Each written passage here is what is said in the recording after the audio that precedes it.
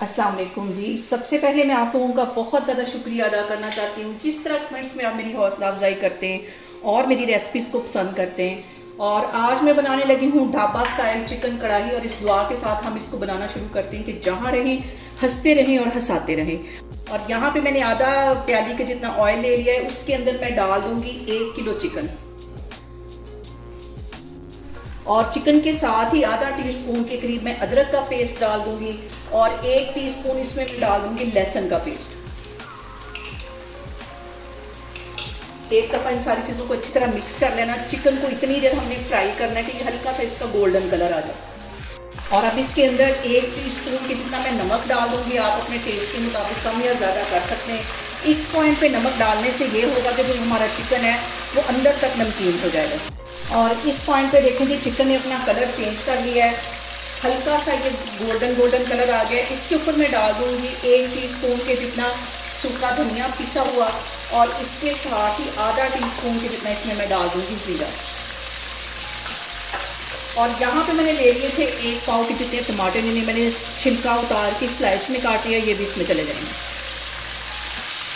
इनको सबको मिक्स करके इसको 5 मिनट के लिए मैं कवर कर दूँगी ताकि टमाटर हमारे अच्छे से सॉफ्ट हो जाएं और चिकन भी थोड़ा सा गल जाए। तो मैं आपको 5 मिनट के बाद और यहाँ पे देखें जी, सारी चीज़ों को कवर करके रखे हुए मुझे तकरीबन 5 मिनट हो गए। अब इसका मैं कवर हटाती हूँ, और यहाँ पे देखें जी टमाटर अच्छी तरह हमारे सॉफ्ट हो गए। हल्का सा इसे मैं चम्मच की हेल्प से प्रेस कर रही हूँ, तो ये देखें सारे अच्छी तरह सॉफ्ट हो गए। इस पॉइंट पे आके मैं तकरीबन 3 सब्ज़ इलायचियाँ इसमें डाल दूँगी, और आधा टीस्पून के जितनी इसमें मैं रेड वाली मिर्च डाल दूँगी। ब्लैक ज़्यादा डालनी है मैंने, रेड कम डालने लगी हूँ। आधा टीस्पून ये इसमें चली जाएगी, और 1 चुटकी से थोड़ी सी ज़्यादा ये हल्दी इसमें चली जाएगी। इन सारी चीज़ों को अच्छी तरह मिक्स कर लेना है। बहुत ही मज़े की हमारी ये कढ़ाई बनेगी। और यहाँ पे कढ़ाई को भूनते वक्त सबसे जो अहम बात हमेशा की तरह वो एक ही है कि आपने मेरी रेसिपीज़ बनाते वक्त घबराना नहीं है। बिना स्किप किए हुए आप मेरी वीडियोस देखें, और अगर अभी तक आपने मेरे चैनल को सब्सक्राइब नहीं किया तो प्लीज़ उसको सब्सक्राइब करें। और अब इस पॉइंट पे मैं डाल दूँगी आधा टीस्पून के करीब ये ग्रीन मिर्च का जो पेस्ट है ये इसमें चला जाएगा, और इसके साथ ही इसमें 1 टीस्पून में गरम मसाला डाल दूँगी, और आधा टीस्पून के करीब इसमें कुटी हुई काली मिर्च डाल दूँगी। ये कुटी हुई है, पिसी हुई नहीं है, ये इसमें चली जाएगी। इन सारी चीज़ों को अच्छी तरह मिक्स कर लेना है।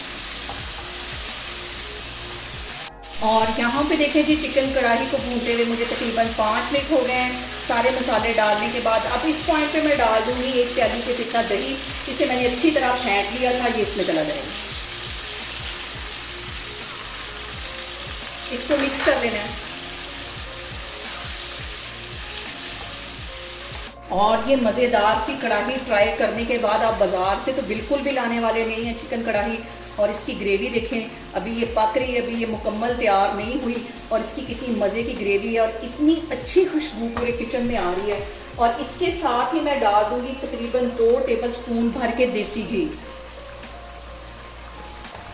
और यहाँ पे मैंने ले लिया है 1 टीस्पून के करीब कसूरी मेथी। इसको हल्का सा हाथों में ऐसे लेके मसल के ये इसमें डाल देनी है। इसको मैं कर दूँगी 5 मिनट के लिए कवर।